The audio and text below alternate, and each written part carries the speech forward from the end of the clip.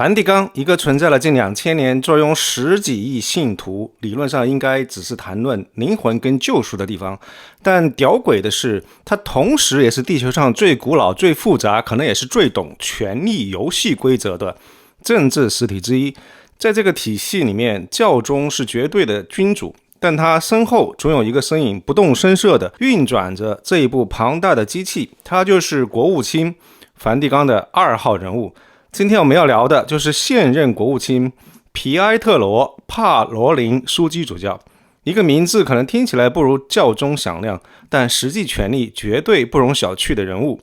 随着他的老板教宗方济各在2025年4月离世，这位70岁的意大利人正站在命运的十字路口，他就是目前呼声最高的下一任教宗候选人之一。外交官、神学家、改革者、保守派，所有这些标签都太廉价了。他呢，更像是一个体制的完美化身，一个在信仰、外交跟教会权力这3根钢丝上行走了几十年的平衡大师。但这个平衡背后代价是什么呢？他那个饱受争议、内容至今保密的中梵协议，究竟是外交智慧的体现，还是原则底线的溃败呢？艾森没有答案，只想带您穿过那些冠冕堂皇的外交辞令，拨开宗教的重重迷雾，看看这位潜在的圣父究竟是如何在现实的泥潭里面练成一身百毒不侵的本领，他到底是谁？故事的起点是意大利东北部的维尼托，一个文化底蕴深厚、天主教传统根深蒂固的地方。1955年，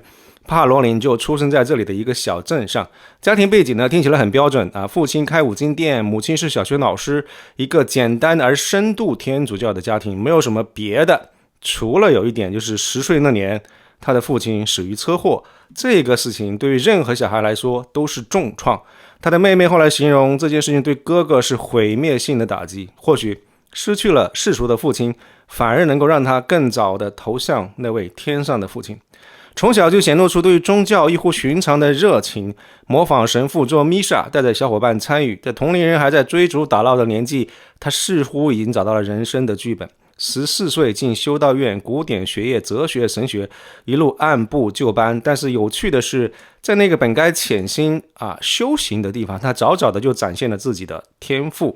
同学们给他起了一个外号教会，不是嘲笑，而是因为他近乎天生就有调解纠纷、缓和矛盾，让所有人都感觉很舒服的本事。神学辩论争执不下，他只要一句你们想让我说什么呢？这就是教会啊，就能够把整个场面缓和下来。他成长的年代恰逢梵蒂冈第2届大公会议之后，教会试图向现代世界开放，这种氛围或许塑造了他日后那种既要又要的行事风格，既要拥抱变革的姿态，又要维护体制的稳定。最终，当年修道院的40多个年轻人里面，只有他一个人坚持到了最后，穿上了神父的长袍。是信仰足够坚定，还是他早已经看清这条路将会通向何方呢？最初2年，他是在地方的堂区做神父，体验底层信徒的生活。这段经历后来被官方的履历反复提及，大概是为了证明他接地气。但是很快呢，他就被送往罗马那个真正的权力中心。原本呢是去学教会法，准备回教区做法官，但是命运或者说是教会这只无形的手，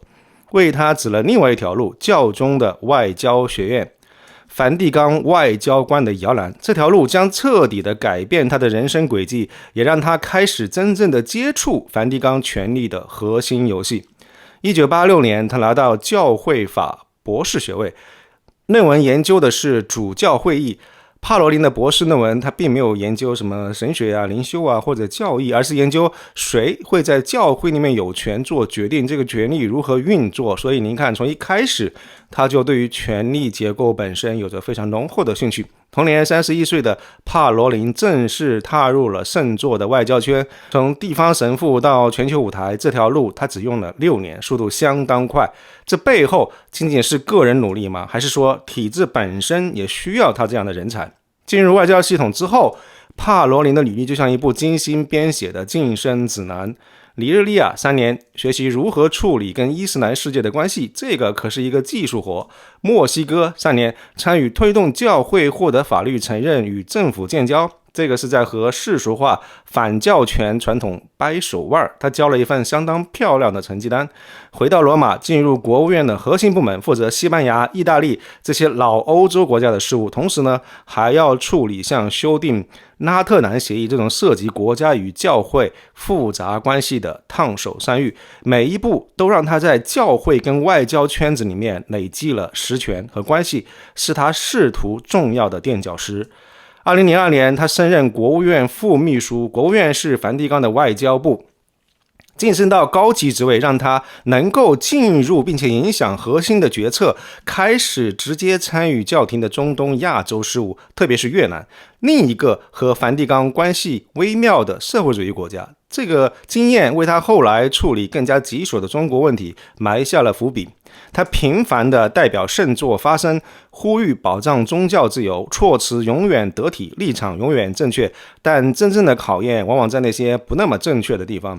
2009年被派往委内瑞拉当大使，当时的总统是查韦斯，一个强硬的反美左派，和当地教会的关系非常紧张。在这种地方当大使需要的不是布道，而是非常高超的政治手腕。4年时间，他似乎毫发无损的幸存了下来，而且做得非常的成功。这段经历可能进一步强化了他的信条：为了教会的利益，没有什么人是不能够对话的，也没有什么局面是不能够周旋的。原则那要看为哪一个原则来服务了。2013年，方济各当选教宗，这位来自阿根廷的改革者需要一个熟悉罗马运作又能帮他处理复杂外交事务的自己人。他看中了帕罗林，一个电话打到委内瑞拉，您愿意帮我一把吗？帕罗林当然愿意。同年，他就被任命为国务卿，58岁，成为近1个世纪以来最年轻的国务卿。这个任命本身就很有意思，他的前任贝尔托内背景是神学和教育，因为缺乏外交经验，处理教廷的人事混乱、沟通失误也因为这个梵蒂冈文件泄露等等事件备受批评，得罪了不少梵蒂冈的老油条。而帕罗林的到来安抚了这批人，他代表着专业主义的回归，代表着外交手腕重新成为国务院的核心竞争力。他自己怎么说的呢？教宗的举措为国务卿提供了一种动力，也创造了一种新的外交势头。听听这个话术，动力、势头全是积极正面的词，但潜台词是什么呢？是现在轮到我们这些懂行的人来掌舵了。他强调天主教会的巨大优势可以通过外交依靠一种国际制度存在，说白了就是承认梵蒂冈不仅仅是宗教组织，更是一个拥有独特外交资源的国际上的玩家，而他就是这个玩家的总操盘手。第2年，他顺理成章地戴上了红帽子，成为枢机主教，进入教宗的核心顾问团，参与罗马教廷的改革。他帮助方济各绘制改革蓝图，同时呢，也确保自己的部门国务院的特权毫发无损。所以你看，改革也可以是权力再分配的游戏。而他的外交成就呢，美国、古巴破冰有他的一份功劳，这个确实是梵蒂冈外交的高光时刻。罗马教廷不像普通国家那样可以依靠军力或者经济能够在地缘政治上促成两个长期的宿敌长期的敌对国家和解，这是一次非常出圈的成功。帕罗林在美古关系恢复当中的角色，展示了梵蒂冈外交以道德的影响力来斡旋政治冲突的实力，这个是他职业生涯当中最认可的、最精彩的一次外交胜利。但是在另外一些事情上，他的成绩就显得有一点点可疑了重头戏是中梵协议。2018年梵蒂冈跟中国签署，内容保密续签了3次，最近的一次呢是续约4年，帕罗林是主要的幕后推手。目标是什么？官方的说法是结束中国天主教会的分裂，让所有的主教都能够与罗马共荣。听起来很美好，对不对？是为了合一，但代价是什么这份秘密协议被很多人批评，包括了香港的陈日君书记，指责说是对人权跟宗教自由原则的背叛。他认为梵蒂冈为了跟北京搭上线，牺牲了那些长期坚持信仰甚至遭受迫害的地下教会成员。更讽刺的是什么？2020年，帕罗林公开宣称中国的天主教徒没有受到迫害。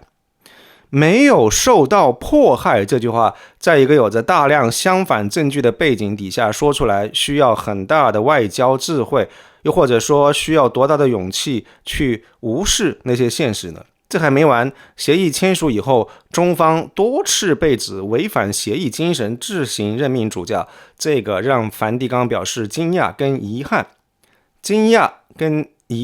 然后呢，继续续约4年。这背后究竟是帕罗林跟方济各过于天真啊，相信可以通过接触来改变对方，还是说这本身就是一场精心算计之后的交易，用对原则的模糊化处理来换取在中国这个庞大的版图上一个官方认可的立场跟地位，哪怕这个立足点极其脆弱，而且充满了变数。所以我们看到，当信仰需要用国家机密的方式来维系的时候，您最好问一问，这个葫芦里卖的究竟是神圣的药还是现实的毒？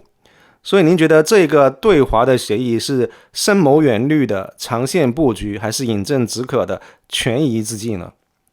在其他的问题上，帕罗林也展现了他那一套平衡术。谈到这个神父独身制，他说这个不是教条可以讨论，姿态开放，但是不做承诺。谈到教会的民主化，他承认新时代需要倾听更多的声音，但是也强调教会不是民主组织，既安抚了改革派，又让保守派放心。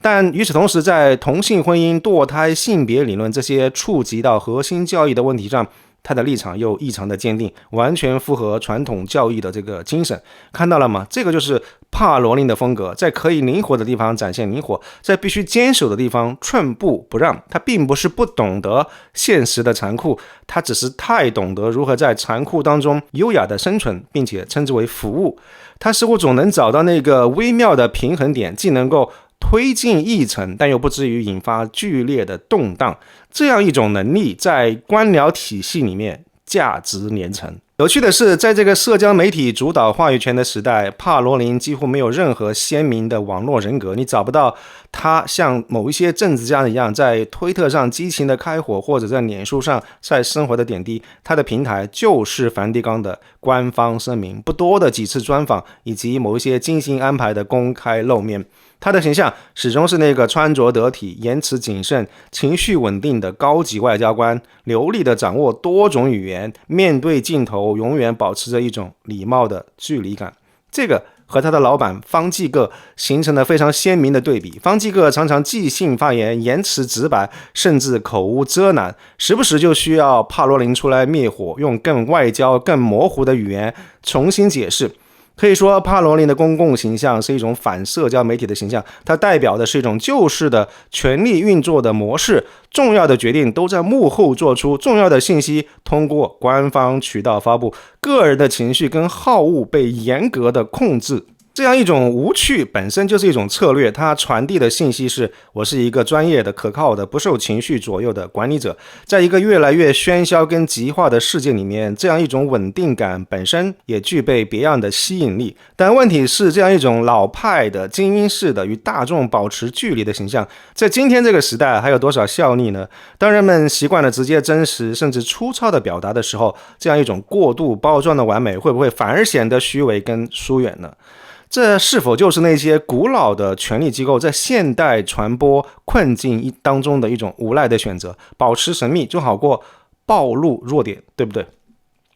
现在我们来到真正的高潮，帕罗林这位梵蒂冈的永远的老二，真的有可能会成为下一任教宗吗？到目前为止，博彩公司的赔率把他排在最前面，这本身就说明了很多问题。为什么会是他呢？在一个经历了方济各10年颠覆性的改革，内部矛盾日益加剧的教会里面，书记们在选择下一任领导人的时候会想什么呢？是继续寻找一位魅力型的领袖，推动更大胆的变革，还是选择一位更稳妥、更熟悉体制运作、更能够拨乱反正的人物呢？帕罗林恰恰是后者的完美代表。他懂罗马教廷的每一个角落，每一个权力节点。他有丰富的全球外交经验，能和各国政府打交道。他立场相对温和，既不完全是方济各那样的激进派，也不是极端保守派。他似乎能够团结尽可能多的人。他就是那个最大的公约数，而且别忘了他是意大利人，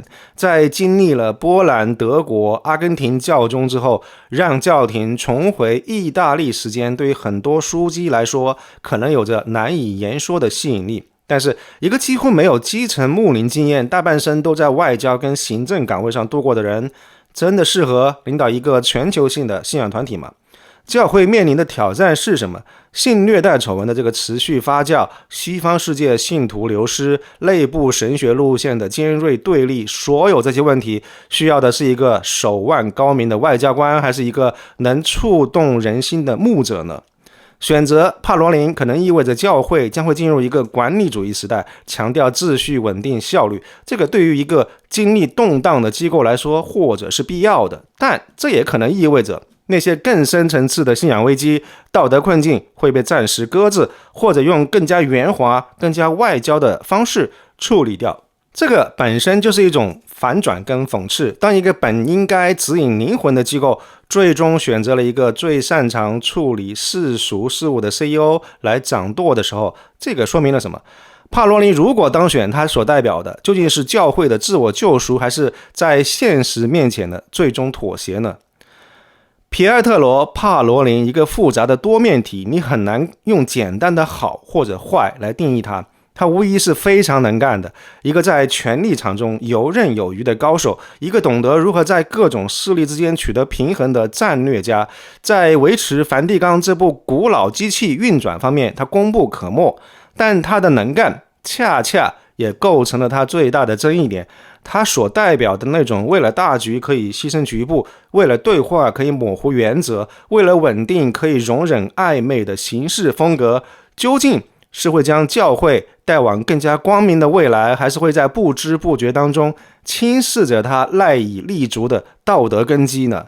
有些人毕生追求的不是改变体制，而是成为体制本身最完美的表达。帕罗林或许就是这样一个典范。它像一面镜子，映照出所有庞大古老而且必须在现实的泥潭当中打滚的机构的生存法则。理想主义很好，但活下去更重要。那么回到最初的问题，帕罗林他到底是谁？或许他既是那个来自维尼托小镇的虔诚的少年，也是那个在梵蒂冈的权力迷宫当中穿梭了几十年的老练政客。这两个身份在他身上非常奇妙的融合，或者说互相利用。在一个需要奇迹的时代，选择一个精于计算的经理人，这本身是不是最大的赌博？您怎么看待这位梵蒂冈的2号人物？或许会不会是将来的教宗呢？请在留言区分享您的看法。如果今天的视频对你有启发的话，请记得点赞分享，不要忘记了订阅爱生的频道并打开小铃铛。祝您有兴趣愉悦的一天，谢谢。